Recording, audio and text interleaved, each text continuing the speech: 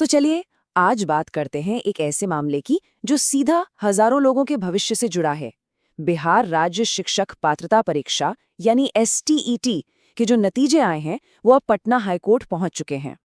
तो सवाल ये उठता है कि आखिर हजारों कैंडिडेट्स को बिहार स्कूल एग्जामिनेशन बोर्ड के खिलाफ कोर्ट क्यों जाना पड़ रहा है। मतलब हाल ही में जो रिजल्ट्स आए हैं उनको लेकर इतनी सारी याचिकाएं क्यों दायर हो गई हैं। चलिए इसी को समझते हैं। देखिए, ये जो पूरी कानूनी लड़ाई है ना, ये असल में 3 बड़ी शिकायतों पर टिकी हुई हैं।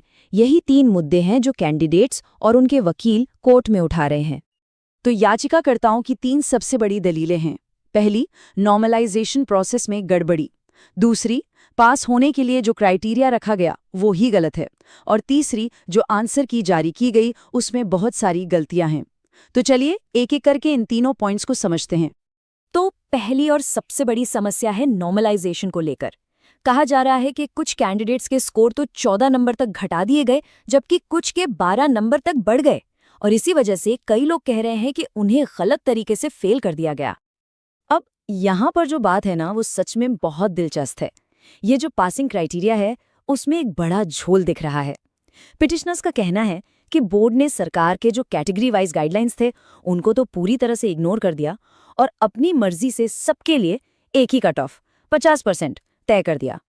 और ये इनकंसिस्टेंसी, मतलब ये जो दोहरे मापदंड हैं, वो और भी ज्यादा साफ हो जाते हैं जब पता चलता है कि बोर्ड ने दूसरे रिक्रूटमेंट में तो इन्हीं सरकारी गाइडलाइंस का सही से पालन किया, लेकिन STET एग्जाम के लिए नहीं किया। अब आते हैं तीसरी बड़ी शिकायत पर, जो कि है ऑफिशियल आंसर की।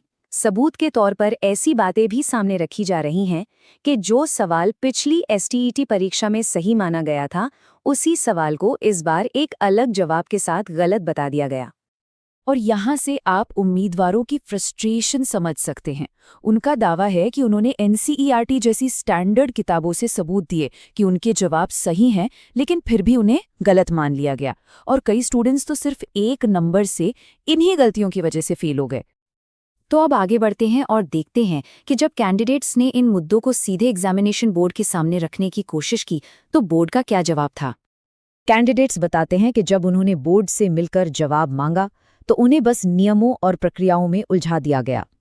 कह दिया गया कि RTI फाइल करो। चिट्ठियां दी लेकिन कोई सुनवाई नहीं हुई। और तो और वकील का ये भी कहना है कि बोर्ड ने छात्रों से कहा कि अपनी शिकायतें हलफनामे मतलब एफिडेविट पर दो, और साथ में ये धमकी भी दी कि अगर आरोप गलत निकले तो उन पर कानूनी कार्रवाई होगी। ये तो एक तरह से स्टूडेंट्स को डराने की कोशिश थी, क्योंकि सारे सबूत, सवाल, जवाब, मार्किंग स्कीम तो बोर्ड के पास थे। तो ये सब होने के बाद अब सबसे जरूरी सवाल ये है कि याचिकाकर्ता असल में कोर्ट से क्या चाहते हैं, उनकी मांग क्या है। तो देखिए, बात सीधी सी है। कैंडिडेट्स कोई खैरात नहीं मांग रहे हैं। उनकी बस एक ही मांग है कि एक ट्रांसपेरेंट प्रोसेस हो, एक ऐसी प्रक्रिया जहां रिजल्ट्स सही और फेयर चेकिंग के आधार पर बने, ताकि उनके असली परफॉर्मेंस का पता चल सके। लेकिन ये कानूनी लड़ाई सिर्फ इन कैंडिडेट्स तक सीमित नहीं है।